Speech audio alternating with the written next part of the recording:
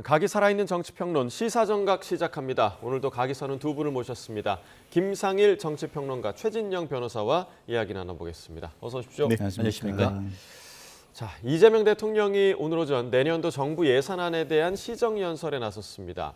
국민의힘은 추경호 전 원내대표의 구속영장 청구와 관련해서 시정연설을 보이콧하면서 규탄 시위를 벌였는데요. 그 모습 먼저 보고 오겠습니다.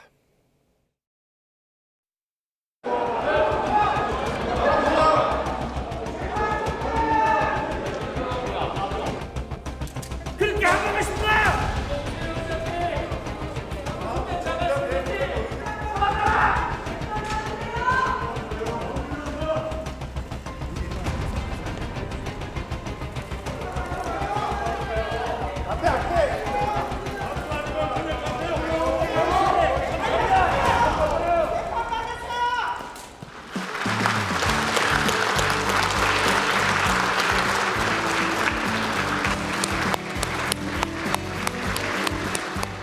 안타깝게도 지난 정부는 천금 같은 시간을 허비하는 것도 모자라 R&D 예산까지 대폭 삭감하며 과거로 퇴행했습니다.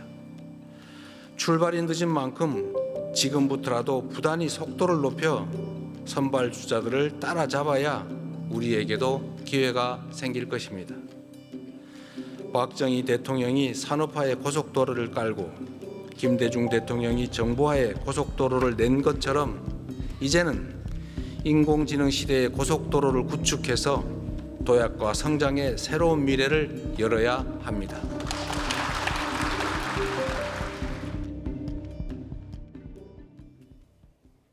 자, 앞서서 시정연설 관련 영상을 함께 좀 보셨습니다. 지금 국민의힘 의원들은 아예 본회의장에 들어가지 않고 보이콧을 하면서 상복을 입고 영정사진을 들고 항의를 했습니다. 이 모습 일단 좀 어떻게 보셨습니까?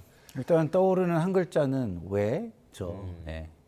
첫 번째는 이게 국민을 위한 시정연설인데 본인들을 위해서 거부를 하는 게 맞는가라는 게 하나의 왜고요. 두 번째는 왜 대통령이 그 대상이 되는 겁니까? 지금 사실상 정치적 갈등은 대부분 당대당으로 많이 일어나고 있고 대통령실은 국민 통합에 힘쓰고자 하는 메시지를 끊임없이 저는 발신하고 있다고 보거든요. 그런데 왜 대통령을 대상으로 삼았을까라는 부분이 있는 거고요.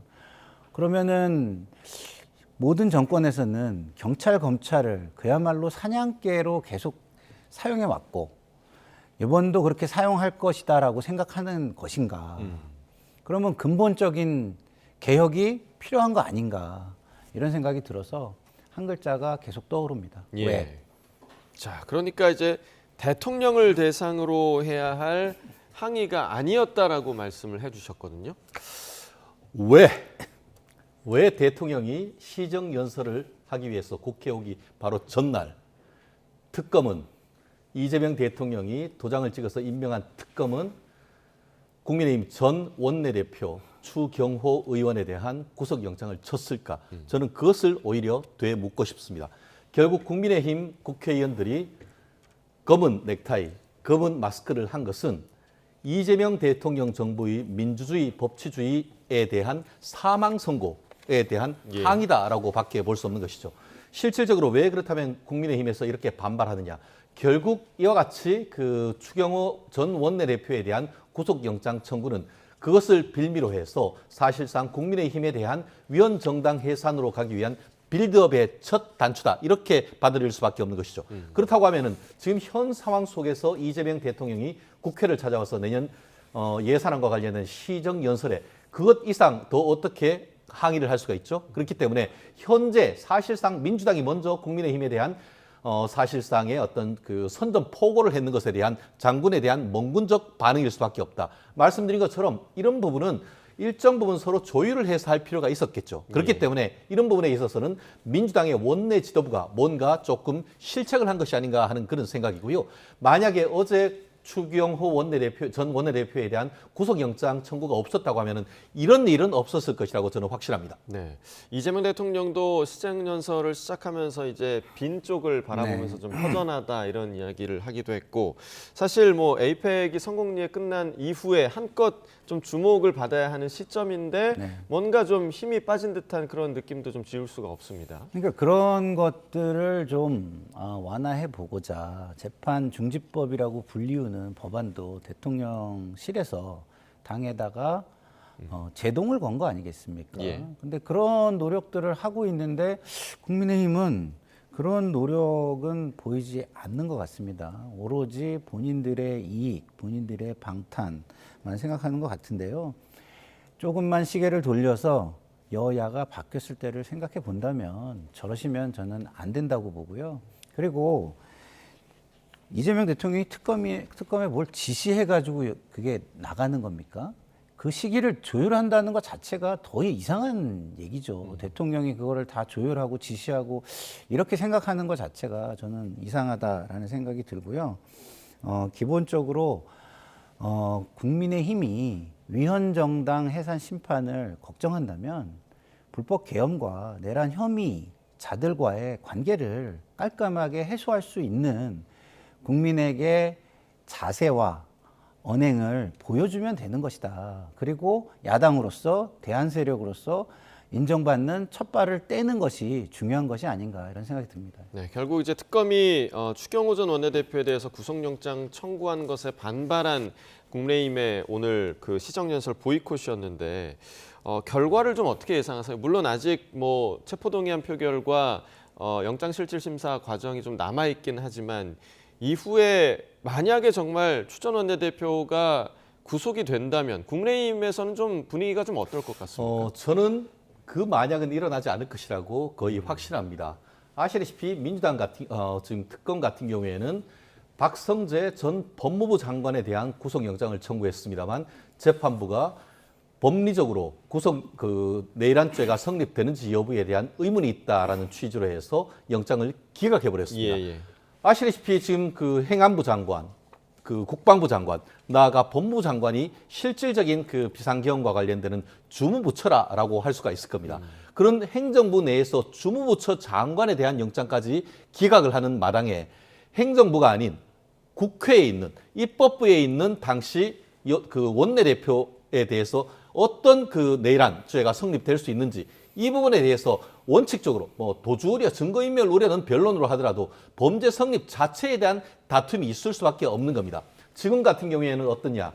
특검 같은 경우에는 추경호 원내대표에 대한 사무실, 집 등을 압수수색을 할 때는 죄명이 직권남용 권리행사 방해죄였습니다. 예. 그런데 정작 추경호 원내대표에 대한 구속영장에는 직권남용죄는 어디론가 사라져버리고 이제는 내란 방조 내란 지금 중요임무 종사자라고 돼 있습니다.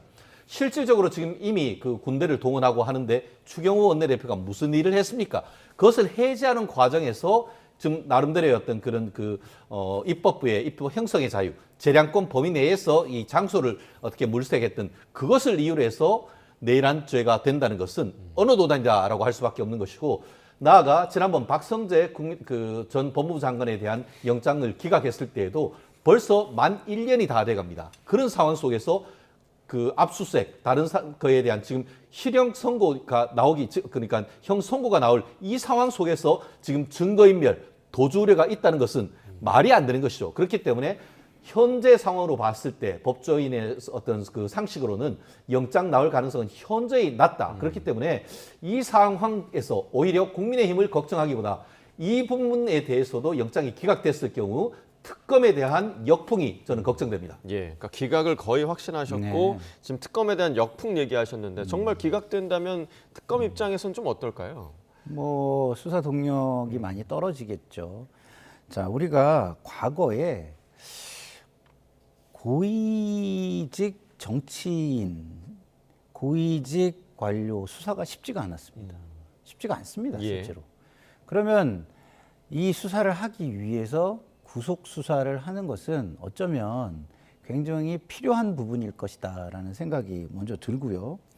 어쨌든 중요한 것은 지금 도주 우려는 없을 테니까 증거인멸의 가능성 이 부분이 얼마나 특검 쪽에서 그동안에 있으면서 말맞추기 정황들이 있었느냐라는 걸 잘 설명하느냐에 달려있지 않았을까 생각이 드는데요. 굉장히 사안 자체가 중대하다는 점, 그리고 말맞추기 정황이 얼마나 있었는지를 감안하고 고위 정치인이라는 점을 감안한다면 제가 볼 때는 영장이 나올 가능성도 있다라는 생각이 듭니다. 예, 자, 이 부분은 조금 더 좀 지켜봐야 할 부분이고요. 오늘 시정연설에서 이재명 대통령이 이번 에이펙의 성과를 언급하면서 내년도 정책의 필요성에 대해서 설명을 했습니다. 지금 그 한미 관세 협상 이후, 그러니까 후속 조치와 관련해서도 국민의힘에서는 이제 국회 비준을 받아야 한다. 그런데 민주당은 특별법으로 처리를 해야 한다라는 입장인데 이 부분이 갈리는 이유가 좀 어디에 있다고 보십니까? 저는 민주당에게 헌법은 그냥 장식품인가 이렇게 묻고 싶습니다. 실질적으로 어땠죠? 한국에 지금 이금 같은 경우에 처음에 3,500억 불, 그리고 지금은 줄였다 하지만 2,000억 불. 사실 2,000억 불이라고 하지만 거기에 1,500불이 억 불이 지금 더 그 추가적인 어떤 투자, 구매 이런 부분이 있기 때문에 실질적으로 3,500억 불에 든 한 푼도 지금 면제가 되지 않았습니다. 예. 그런데 1억 불 정도 되는 1조 5천억 원 정도 되는 그 주한미군 그 비용과 관련되는 협상, 그거에도 지금 그 우리 여야는 국민에게 재정을 부담시키는 부분이기 때문에 국회의 비준 동의를 얻도록 하고 있습니다. 예. 그런데 이재명 대통령이 뭐라고 했습니까? 최초에는 이 부분이 협의가 너무 잘 돼가지고 협정문을 할 필요도 없을 정도로 성공적이었다라고 했지만 국민과 한국과 미국 사이에 엄청난 그 의견의 괴리가 있었습니다. 그러면서 이재명 대통령이 뭐라고 했습니까? 만약에 이거에 그때 미국이 요구하는데 도장을 찍었으면 제2의 IMF가 온다. 그리고 나는 탄핵됐을 것이다. 라고 타임과 로이터 통신과의 인터뷰를 했던 기사가 있습니다. 예. 그만큼 이재명 대통령도 이와 같은 협상 자체가 대한민국의 경제에 엄청난 영향을 미칠 수 있다는 것을 알고 있는 겁니다. 예. 그렇다고 하면은 헌법에 따를 때 뭡니까? 헌법 60조에 국회는 어떻게 보면 그 국가나 국민에게 중대한 재정적 부담을 지우는 조약, 입법 사항에 관한 조약 체결 비준의 동의권을 가진다라고 되어 있습니다. 그러면은 주한미군의 비용에 관한 한 1억 불, 1조 5천억 정도 되는 것 가지고도 지금 동의를 받는데 그것보다 수백 배 국민에게 부담이 되는 것에 대해서 동의를 받지 않는다. 그렇다고 하면 헌법이 왜 필요했습니까? 아무리 그 법이 바뀌고 아무리 정권이 바뀐다 하더라도 기본은 지키는 민주당의 자세가 필요하다고 봅니다. 예. 자, 이 비준 국회 비준 동의를 받는 것과 특별법을 통과시키는 게 크게 어떤 차이가 있는 그러니까 겁니까? 그 차이 때문에 사실은 예. 저는 지금 우리 최 변호사님이 하신 말씀이 너무 한쪽만 보시는 거다라는 생각이 드는 거예요. 예. 뭐냐면 이런 겁니다. 비준을 하면은요, 안정성이라는 게 발생을 해서 예. 정권이 바뀌어도 쭉 조약, 국제법처럼 이게 쭉 가는 겁니다. 근데 특별법은 이제 국내법이기 때문에 상황에 따라 유연하게 법을 또 바꿀 수도 있겠죠. 다른 나라와의 이 조약이 아니기 때문에. 예. 그래서 유리한 협상이라면 당연히 안정성이 오래 가는 게 좋습니다. 근데 이번 협상을 보시면 알겠지만 일방적인 요구에 우리가 피해를 줄이려고 하는 협상입니다. 예. 그러면 트럼프 행정부가 끝나면 우리에게 또 유리한 국면이 올 수도 있어요. 근데 이거를 조약에 해당하는, 협정에 해당하는 걸로 해놓고서 가는 것이 전략적 유불리를 따질 때 맞느냐. 예. 정말 국민의힘은 이 숲을 보면서 전략을 짜는 건지, 국가와 국민의 이익을 생각하면서 짜는 건지, 아니면 오로지 정부를 비판하기 위해서 모든 전략을 짜는 건지 저는 잘 모르겠다 이런 생각이 듭니다. 제가 그 부분에서 예. 바로 반박할 수가 있습니다. 예. 그렇게 비용이 부담되고 잘못하면 제2의 IMF가 올 사항에 대해서 왜 도장을 찍죠? 결국 지금 여당 같은 경우에는 항상 그러죠. 야당을 잘 이용해라라고 하지 않습니까? 결국 국회에 비준 동의를 올리고 그 속에서 이거 너무 심하기 때문에 대한민국 정부에서 했지만 국회에서 이를 비준 동의하기 어렵다라는 것을 지렛대로 해서 재협상에 나올 수도 있는 겁니다. 그런 식으로 해서 뭔가를 해야 되는 것이지, 이렇게 국민들한테 사실 그것에 이재명 대통령이 한 푼이라고 내는 겁니까? 민주당 국회의원들이 여기에서 세금 내는 겁니까? 결국 연 200억 불 그리고 10년 동안 200억 달러라는 것은 모두 오롯이 국민의 세금, 피 같은 세금에서 나가는 겁니다. 그것을 본인들이 해가지고 앞에 가가지고 처음에는 1,500불 뭐 하다가 지난번 7월 달 이재명 대통령이 미국 가가지고 어쩌다 보니까 갑자기 3,500억 불로 늘었단 말이에요. 그러면 그에 대한 책임을 지는 것을 자세를 보이고 이것을 이랬다라고 하면서 국민들한테 제대로 설명해야 되는 것이지 지금 어떻습니까? 미일 간의 같은 경우에는 협약에 대해서 지금 MOU가 확실히 체결돼서 언론에 다 공개됐고 미국과 중국 사이에 있는 것도 협약이 다 공개가 됐습니다. 그런데 대한민국과 미국 간에 체결됐다는 것은 내 말 믿어라고 하는데 무슨 지금 팩트 시트가 나오고 있습니까? 그런 부분에 대해서 국민들에게 보여주고 실질적으로 말이 아닌 구체적인 서류를 통해서 뭔가 보여줬을 때 그것을 국민들에게 어떤 설득을 해야지 그런 절차도 하나도 없이 우리가 알아서 할 테니까 당신들은 헌법은 그냥 장식품이야. 이런 식의 대응은 헌법과 국민들을 무시하는 태도라고 봅니다. 저는 저 말씀도 제 개인적인 논리 구조로는 이해가 좀 안 되는 게요. 이재명 정부가 미국에 퍼주기 위한 협상을 하는 겁니까? 아니잖아요. 줄이려고 노력을 하는 거고 협상이 지금 완전히 끝났는지 안 끝났는지도 우리가 확인은 지금 안 된 상황이에요. 그러면 아직도 협상이 남아있을 수도 있고 그렇지 않습니까? 그리고 협상이라는 게 뭡니까? 상대가 있는 겁니다. 그래서 그 상대를 먼저 생각하는 전략을 짜야 되고 굳이 야당이 협조를 하고 싶기 때문에 이러는 거라면 몇 명을 선발해가지고 비공개 논의를 할 수도 있는 거잖아요. 요청해가지고. 근데 그것을 국민에게 공개를 해라. 이렇게 굳이 할 이유가 있는가. 역시 공격을 위한 공격이 아닌가 이런 생각이 들고 좀 아까 IMF가 오는 것을 왜 도장을 찍었냐 이렇게 말씀하셨는데 IMF가 올 우려가 되는 것 때문에 도장을 안 찍고 협상을 해서 이 IMF가 오지 않도록 하는 조건으로 지금 협상을 진행한 거 아니겠습니까? 이런 부분을 좀 말씀드립니다. 네, 지금 뭐 조금 전에 이제 최 변호사님께서 얘기해 주신 팩트시트와 관련해서는 조만간 또 공개가 될 거라고 하니까 그 부분을 좀 다시 한번 내용을 좀 들여다봤으면 좋겠다는 생각이 들고, 자 그런가 하면 어제 그 대통령실이요 민주당의 대통령 재판중지법 입법 추진을 공개적으로 멈춰 세웠는데 이를 두고 정청래 대표를 향한 경고성 메시지다 이런 분석이 나오고 있습니다. 그 발언 함께 들어보시겠습니다. 대통령실에서 직접 나서서 이런 문제를 정리하고 매듭짓는 모습으로 가져가는 건 어쨌든 주도권을 더 쥐겠다는 거 아니겠냐 싶어요. 대통령실에서는 이 부분을 좀 공개적으로 매듭을 이렇게 짓는 거, 직접 짓는 거 이런 경우는 확실하게 무슨 메시지를 던지려고 한 거라 이렇게 보는 게 맞죠.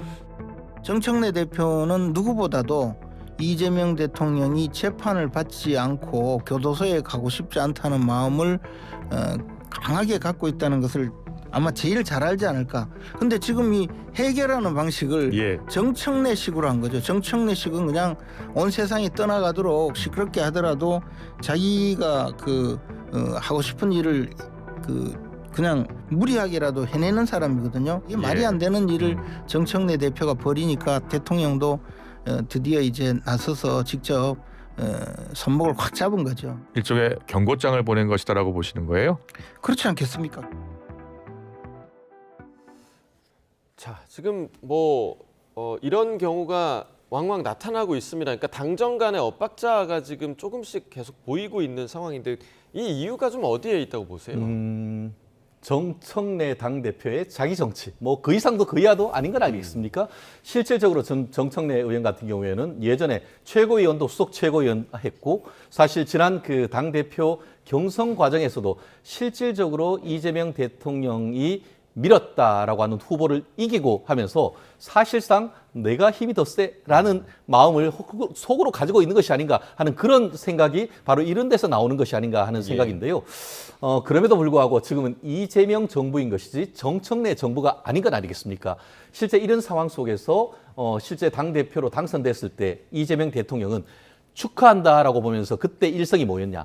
원팀이었습니다. 그런데 원팀 정신이라고 하지만 사실 그 이후에 나오는 여러 가지 이른바 검수완박과 관련해서도 그 용산 대통령실 같은 경우에는 속도 조절론 했습니다만 결국 정청래 의원이 속전속결론으로 해서 끝내버렸지 않습니까? 그런 부분에 이제 탄력을 받다 보니까 이제는 약간 과속 스캔들로 가는 것이 아닌가 싶은데요.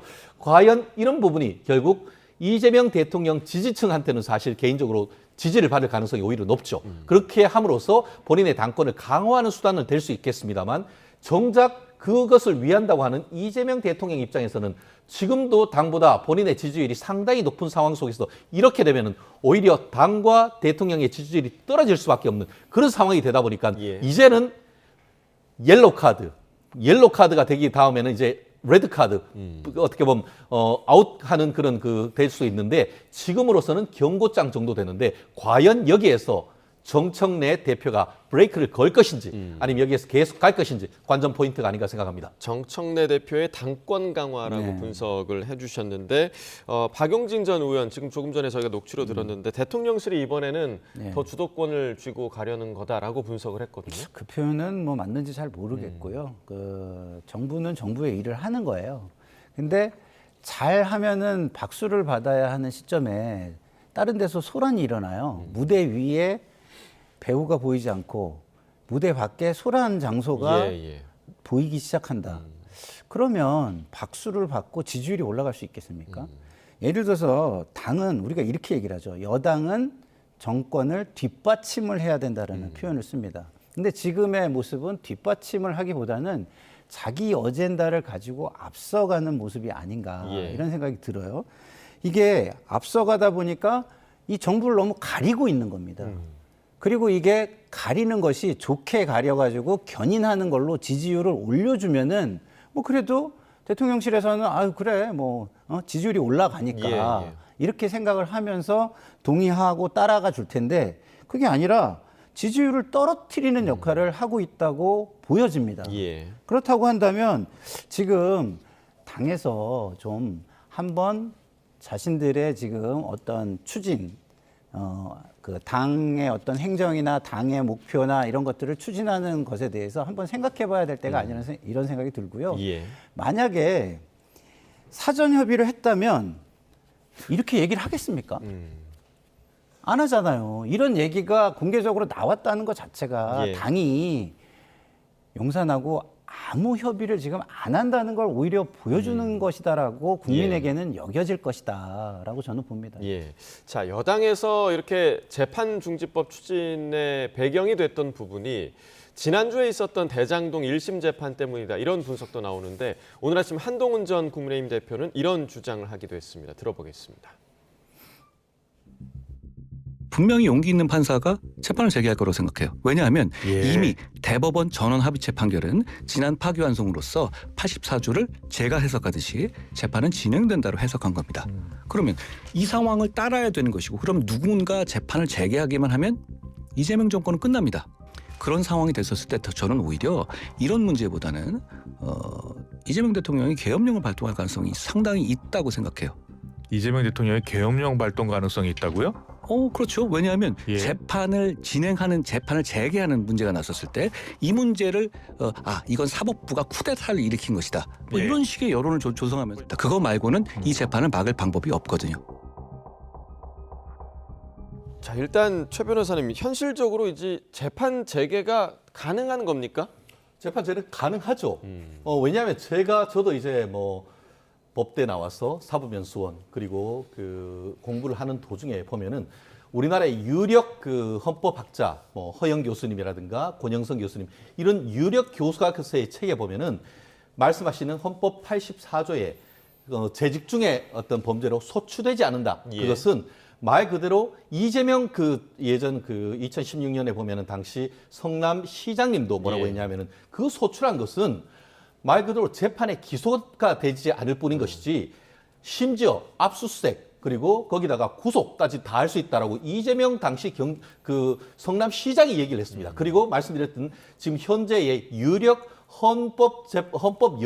헌법학자들도 그 소출한 것은 말 그대로 기소하는 것만 얘기를 한 것이지 이미 기소된 것을 재판하는 것을 중재하는 것은 아니다. 나아가 헌법 60조입니까? 보면은 대통령 재선거를 하는 과정에서 어떻게 보면 재직 중에 재판으로 해서 그 직을 상실한 때는 바로 선거를 할 수 있다는 그 근거 규정이 있습니다. 그렇기 때문에 헌법학계의 다수설이 오히려 진행되는 재판은 그대로 진행된다는 것이 다수설입니다. 그렇기 때문에 지난번 그 서울고등법원 그 국정감사 때 서울고등법원장도 이론적으로 그것이 불가능하지 않다라고 했는 것이지 예. 사실상 권한은 있지만 사법부가 그 권한을 자제할 뿐인 것이죠. 그런데 지금 하는 것처럼 어떻게 보면 이재명 대통령 방탄법을 줄줄이 만들면서 법원 행정처 없애고 대법관 2배로 늘리고 그리고 어떻게 보면 공직선거법이 문제라니까 그 공직선거법 폐지해버리고 배임이 문제라니까 그 배임이 폐지되고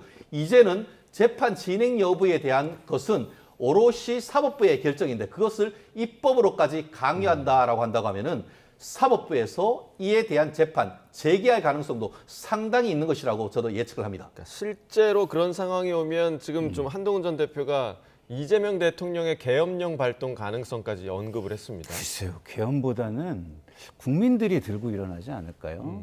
지금 재판 재개에 대한 국민 여론을 우리가 안 본 게 아니잖아요. 전체적인 여론도 있고 중도층 여론도 있습니다. 예. 물론 국민의힘 여론은 달라요. 그렇지만 중도층까지 따로 분리해서 여론을 봐도 이거는 만약에 그런 어떤 사법 절제가 이루어지지 않는다면 곧바로 사법 불신으로 이어질 거고요. 사법 불신에 대한 국민의 반응이 나올 거라고 저는 봐요. 예. 자, 우리 민주주의는요, 삼권 분립을 한 겁니다. 그래서 이 삼권이 각자 입법 절제, 행정 절제, 사법 절제를 통해서 또 상호 견제를 해야 돼요. 근데 견제가 아니라, 절제가 없으면 견제가 아니라 간섭이고 그쪽을 넘어서는 예. 그런 결과가 오지 않겠습니까? 그랬을 때에 우리의 민주주의가 안정적으로, 국정이 안정적으로 흘러갈 수 있는가를 법관들은 당연히 고민을 할 것이기 때문에 저는 이런 상황에서 더더군다나 이재명 대통령은 이 상황을 국민들이 알고 뽑은 대통령이에요. 그렇기 때문에 이 재개가 이루어질 것이라는 어떤 예측은 저는 좀 비현실적이다 이런 생각이 듭니다. 네, 자 시간이 많이 없기 때문에 마지막으로 좀 이 부분을 짚어보겠습니다. 어제 내란 우두머리 혐의 재판에 나온 곽종근 전 특정사령관의 증언이 상당히 좀 충격적이었는데요. 그 장면 함께 보고 오겠습니다. 폭탄주를 막 돌리기 시작하지 않았습니까? 그죠? 술 많이 먹었죠? 그날. 술 드셨습니다. 뭐 거기서 무슨 뭐 시국 얘기할 그럴 상황은 아니지 않습니까? 차마 그 말씀을 안 드렸는데 한동훈이하고 일부 정치인들 일부 호명하시면서 당신 앞에 잡아오라 그랬습니다. 당신이 총으로 쏴서라도 죽이겠다고 했습니다. 제가 거기 네. 나오는 당사자로서 제 소회를 밝히는 게 지금 모두에게 도움되지 않을 것 같습니다. 어제 예. 제가 말씀드린 것처럼 예. 참담하다는 마음 정도를 말씀드리죠. 사실이라면 정말 충격적인 당시 대통령의 발언이 아닐까 생각이 드는데 좀 어떻게 보셨습니까? 사실이지만 충격적이겠습니다만 과연 곽종근 전 특전사령관의 말씀이 맞는지에 대해서는 상당히 의문이 드는 것도 사실입니다. 예. 사실 그 곽종근 특정사령관이 얘기했던 것 중에 가장 핵심은 그때 전화를 해서 의원을 끌어내라라고 했느냐, 인원을 끌어내느냐. 예. 그때부터 사실 말의 진실성에 관한 논란이 있었습니다.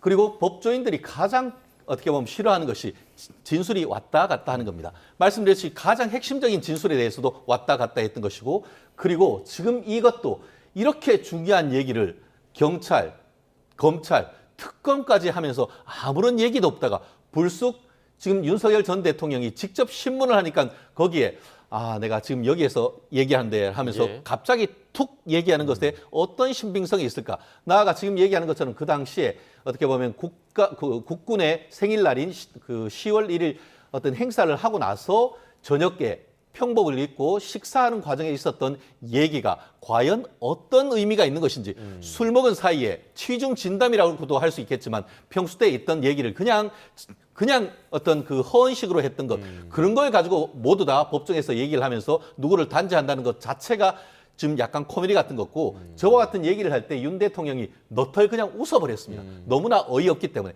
그런 부분을 제3자인 재판부가 누구의 말이 맞는지 매의 눈으로 봤을 것이라고 생각합니다. 예, 지금 뭐 신빙성 얘기를 네. 하셨는데 오히려 지금 그 상황이 네. 곽종근 전 사령관이 이 얘기를 하니까 윤 전 대통령이 더 이상 말을 잇지 못했고 그리고 이 재판이 끝난 이후에 변호인 측에서 사실무근이다라고 얘기를 한 거, 이 부분을 오히려 재판부가 좀 유심히 봤을 것 같아요. 네. 그리고 많은 국민들이 판단을 하실 건데요. 윤석열 피고인이 보여준 모습이 있습니다. 그 모습에 비추면 곽종근 사령관의 말이 그럴듯하다, 그럴 수 있겠다라고 생각하는 국민이 절대적으로 저는 많을 거라고 생각을 하고요. 예. 저런 얘기를 왜 갑자기 하느냐 이렇게 말씀하셨는데 갑자기 할 수밖에 없죠.